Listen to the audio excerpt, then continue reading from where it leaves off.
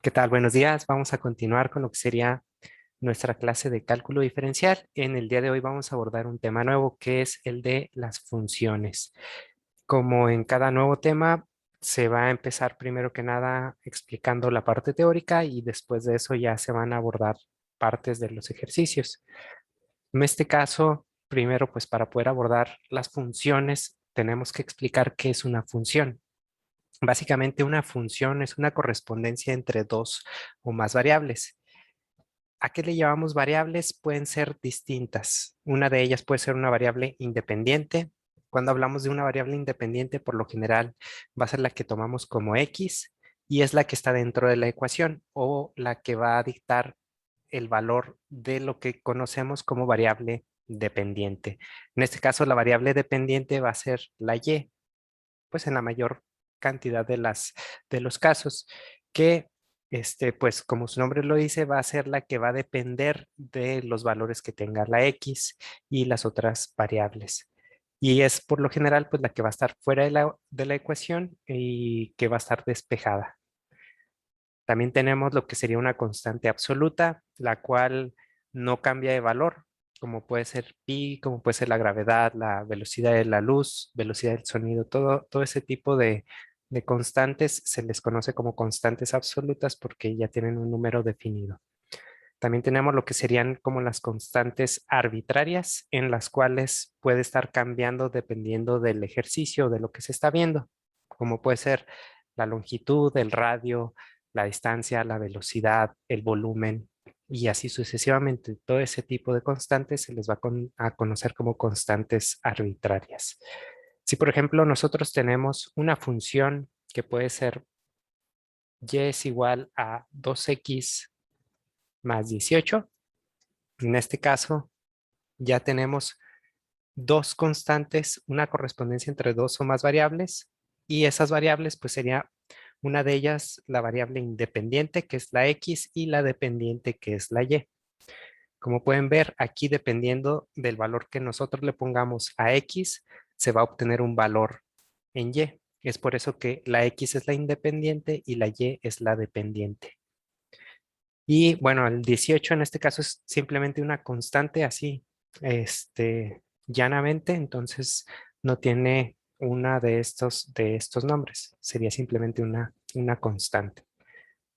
Bueno, ya que vimos eso, ahora vamos a ver lo que serían la clasificación de las funciones. En estos casos hay varios tipos, empezando con lo que serían las funciones algebraicas. Cuando estamos hablando con a qué nos referimos con funciones algebraicas, vamos a decir que son las que involucran una o todas o varias de las operaciones básicas, como puede ser la suma, la resta, la multiplicación o bien la división.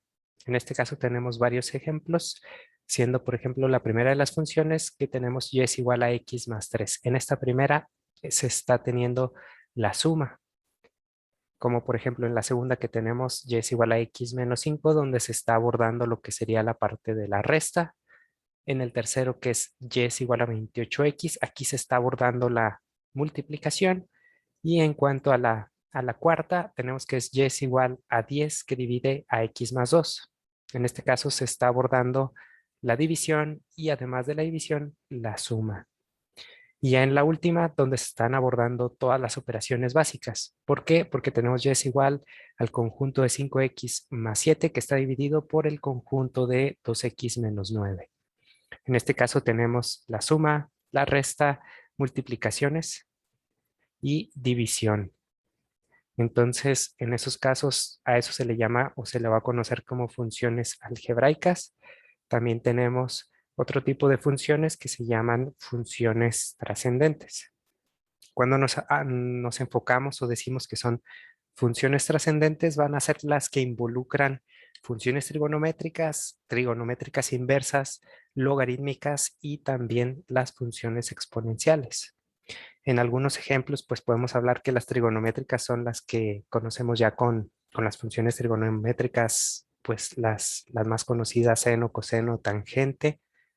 De trigonométricas inversas son las que tienen la función, pero a la -1, como seno a la -1, coseno a la -1, tangente a la -1.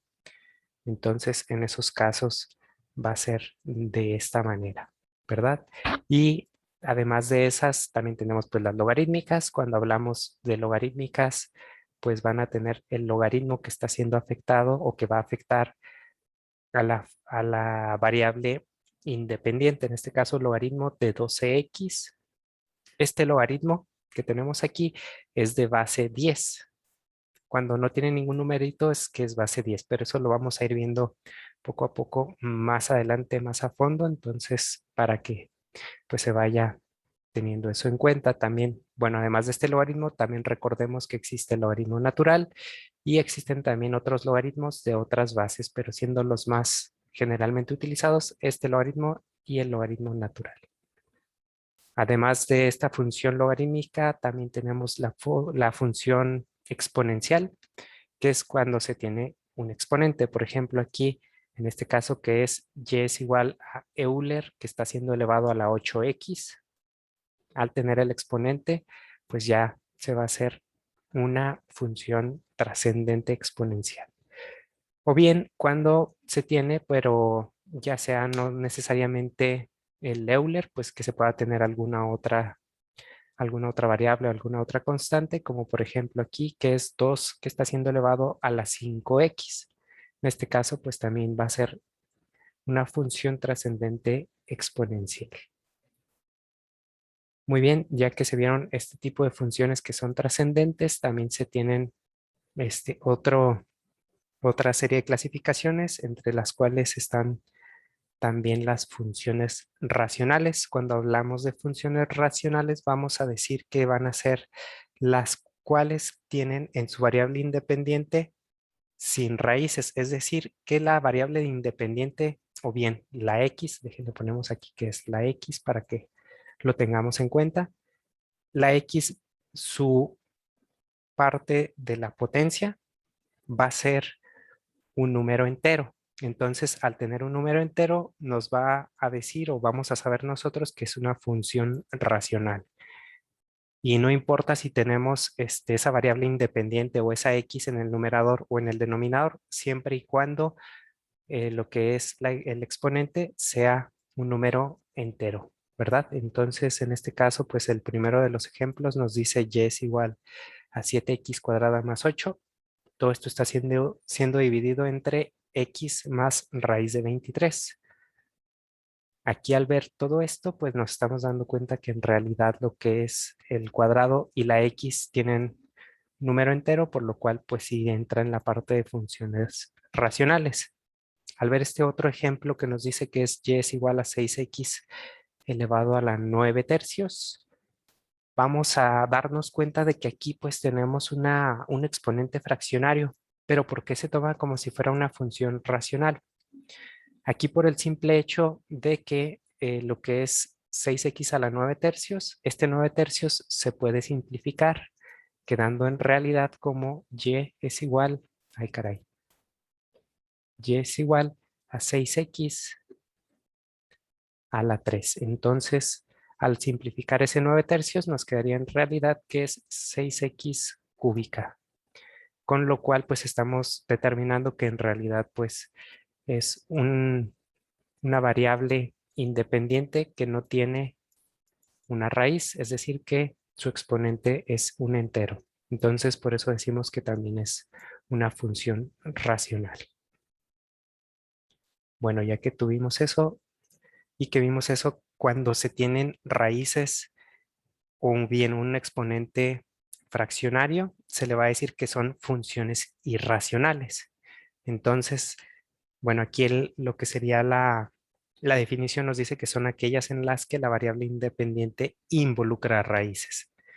Entonces tenemos estos dos ejemplos, uno de ellos que nos dice que es y es igual a 5x. Todo este conjunto que es 5x está siendo elevado a la 2 tercios. Entonces aquí tengan mucho cuidado con la parte de los paréntesis porque va a estar afectando completamente. ¿Cómo sería esto? Es como si nosotros estuviéramos poniendo y es igual a raíz cúbica de 5x y este 5x, todo ese 5x está siendo elevado al cuadrado.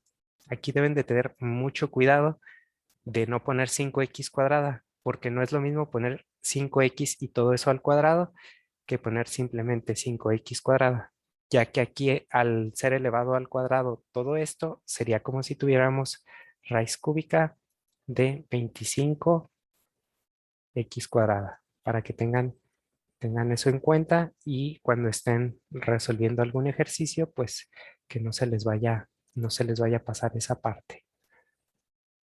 25x al cuadrado. Así.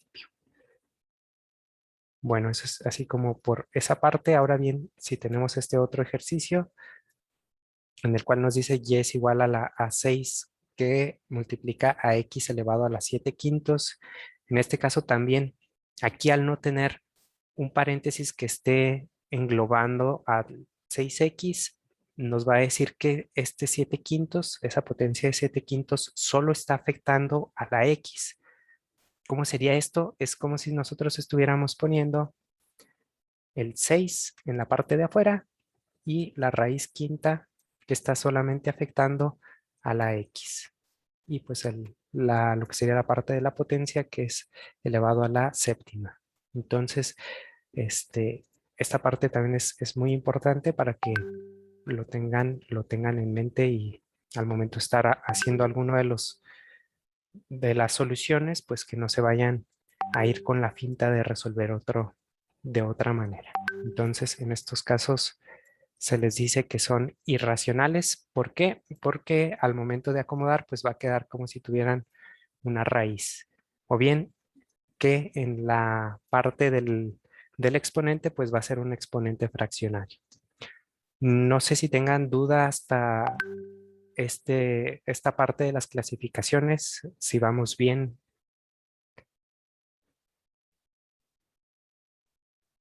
Todo Sí, profe, todo bien. Bueno, entonces lo vamos a dejar hasta aquí y el día de mañana vamos a seguir viendo las siguientes partes de las clasificaciones.